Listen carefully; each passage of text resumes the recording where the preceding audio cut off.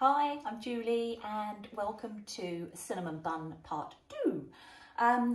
What I'll do is I'll run you through the ingredients. They are below, but just to double check.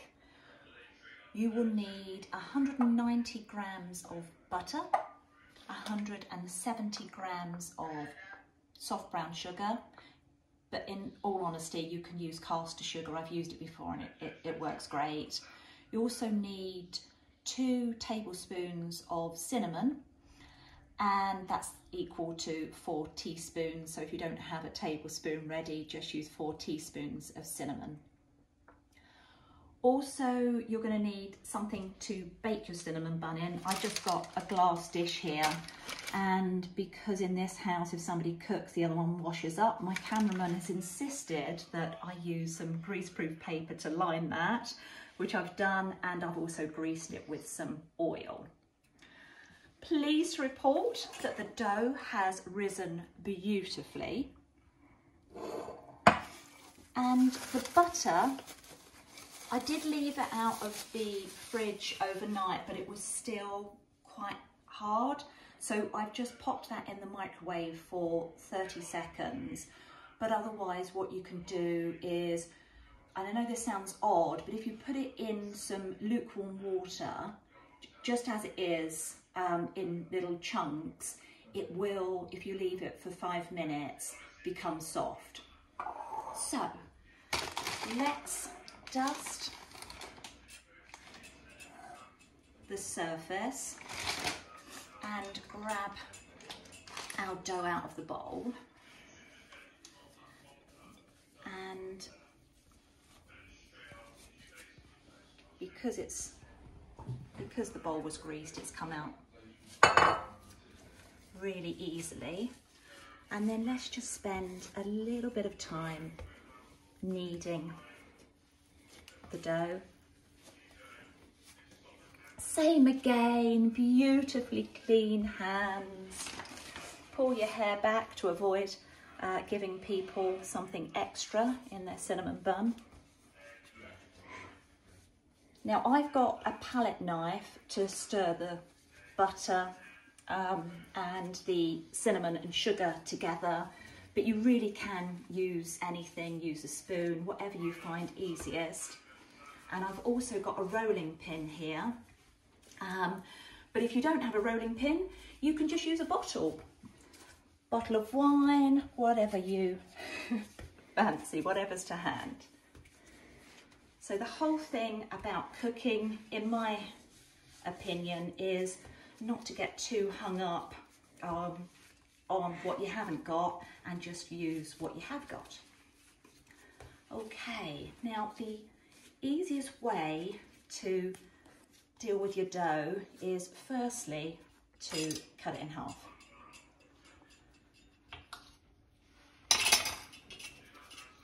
Pop one half to the side.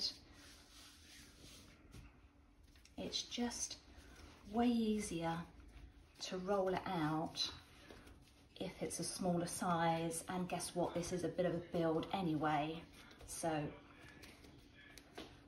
it works well. So nice bit of kneading going on there.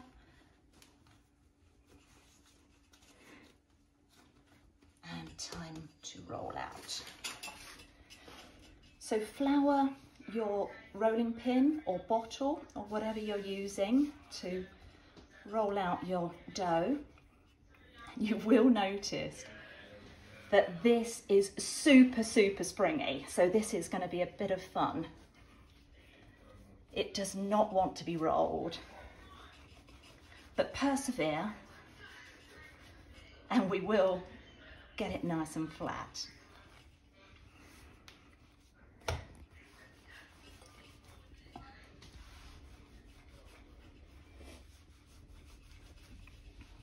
Oh wow, this really doesn't want to roll.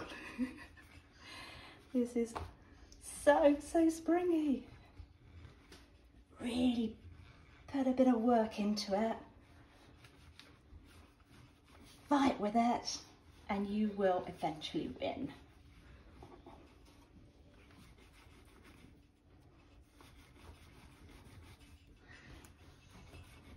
Probably should have had the theme song of Rocky in the background because I am going to win. Eventually, look at this, it's flattening out.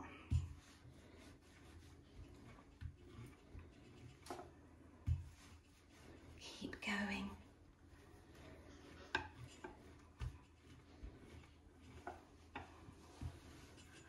All those muscles being worked out.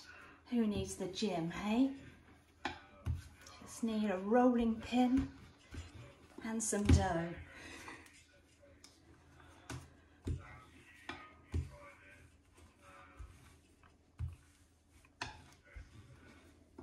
Okay. Roll it on the other side. Use as much flour as you need to prevent your rolling pin or your bottle sticking. And I think that looks as good as it's going to get. So we are now going to tip the sugar and the butter together. Oh wow, the smell of that cinnamon is gorgeous.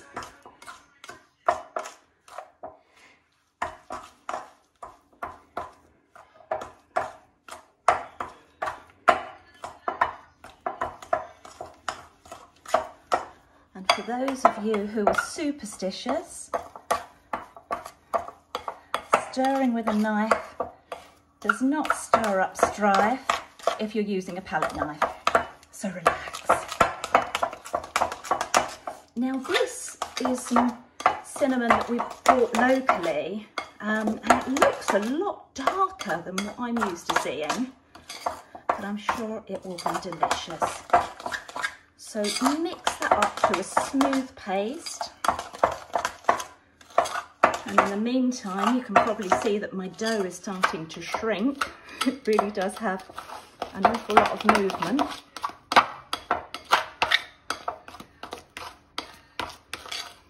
And then take roughly half of the mixture and smooth it onto your dough.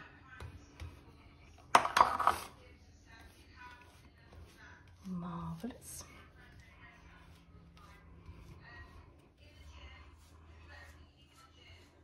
Try and smooth it on evenly, but not being too terribly fussy. Come as close to the edge as you can.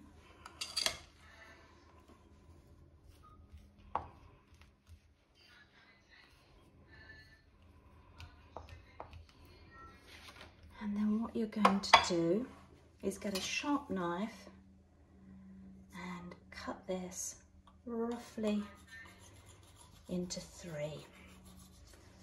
Now the thicker or the wider the slice is, the higher your cinnamon bun will be, and I'll show you why. You'll roll up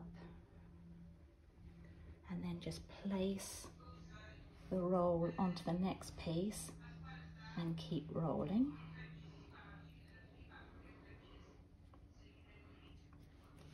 And once again. And then what we're going to do is to turn it on its side and pop it in to whatever you are going to use to bake. Marvellous. And then on to the next. Again, flour, same again. Flour your surface. Play with your dough a little bit.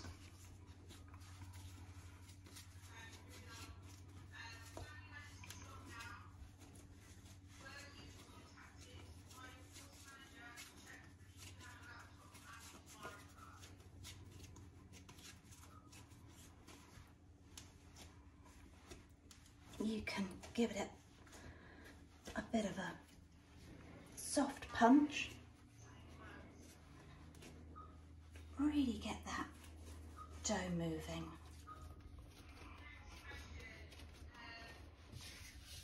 Then get ready to roll.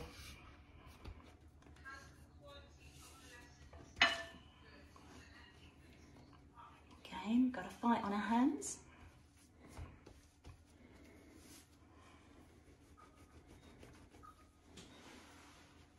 Push really, really hard. God, I can feel the air bubbles.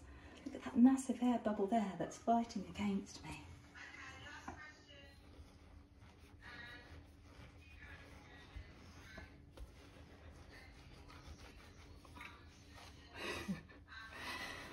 This is so funny. It's like fighting with the blob.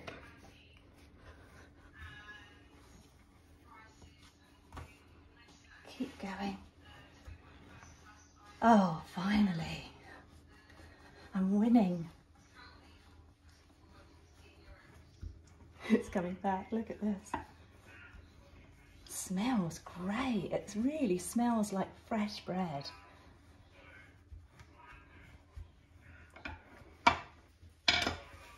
Turn it over. Dust again. And start on the other side. I'm really putting so much effort into this.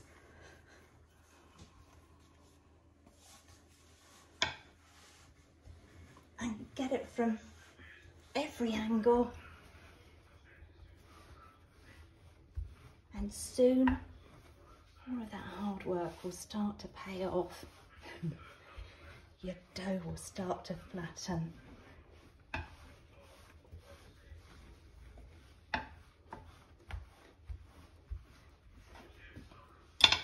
Okay, I think I'll give it one more go. I'm getting a bit out of breath, I'll be honest. And then we'll start to butter it and move on to stage 2.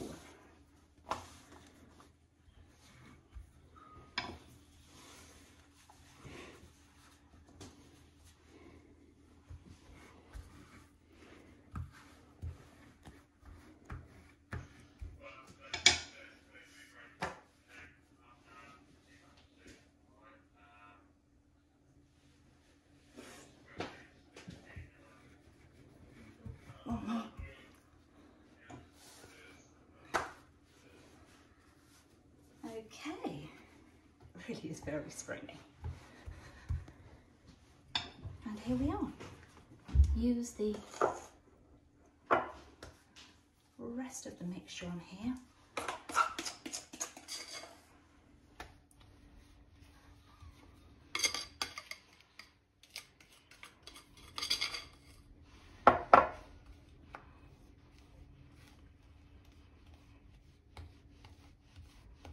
Again, buttering it quite evenly, but not being too fussy, because don't worry, it's all going to be added together anyway.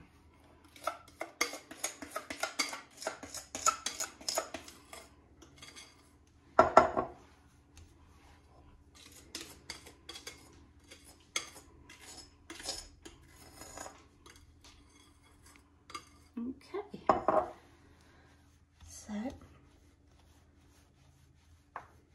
pull it up to the edges as much as you can.